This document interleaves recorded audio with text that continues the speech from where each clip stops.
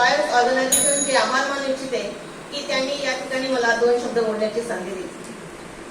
माझा विषय आहे the role of judiciary in democratic India. या विषयाला समजून घेण्याकरता सर्वप्रथम आपल्याला लोकशाही म्हणजे काय या शब्दाचा अर्थ समजून घेणे खूप महत्त्वाचे आहे. तर लोकशाही म्हणजे काय, तर आपल्या भारतीय संविधानाच्या सुरुवातीलाच अगदी एक शब्द आहे. या शब्दाने सुरुवात झाली आहे की आम्ही भारताचे लोक. आम्ही भारताचे लोक या शब्दाचा अर्थ हा फक्त लोकसंख्येपुरता मर्यादित नसून त्या शब्दाचा अर्थ हा खूप व्यापक दृष्टीने घेतला गेला आहे.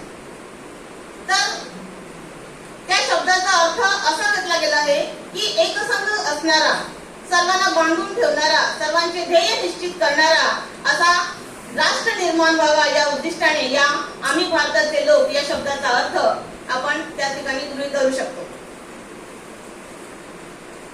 आज आपल्याला स्वातंत्र्य मिळून 75 वर्ष झाली आणि 75 वर्षानंतरही आज आपल्या देशाची काय स्थिती आहे हे आपल्या डोळ्यासमोर आहे.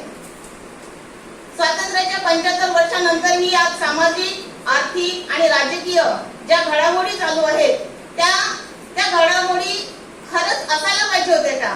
75 वर्षातील ज्या घटना आपल्या पूर्वजांसोबत घडत होत्या त्या आजही काही लोकांसोबत घडतायत. त्यामुळे आजची आपल्या भारताची लोकशाही ही खरंच किती प्रमाणात सुधारित लोकशाही झाली आहे याचा विचार करणं आपल्याला तितकंच महत्त्वाचं आहे. भारतीय लोकशाहीचे 4 आधारस्तंभ आपण अनुभवले आणि 4 आधारस्तंभामध्ये पहिला जो आधारस्तंभ आहे तो आहे अधिकारी वर्ग. अधिकारी वर्ग म्हणजे प्रशासकीय यंत्रणा.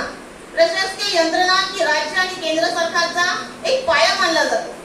कारण पुढारी आणि नेते हे एक अस्थायी व्यवस्था आहे, परंतु प्रशासकीय यंत्रणेमध्ये काम करणारे जितके लोक आहेत ते सगळे सामान्य जनतेसाठी सेवा पुरवण्याचं काम करतात आणि म्हणून ज्या देशाची प्रशासकीय यंत्रणा ही बळकट असेल, निस्वार्थपणे काम करणारी असेल, त्या देशाचा उद्धार होण्याला कधीही वेळ लागणार नाही हे या ठिकाणी मी ठामपणे सांगू इच्छिते.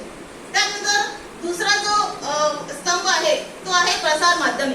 प्रसार माध्यमाच्या माध्यमातून आपल्याला देशात घडणाऱ्या घडामोडींबद्दल माहिती मिळते.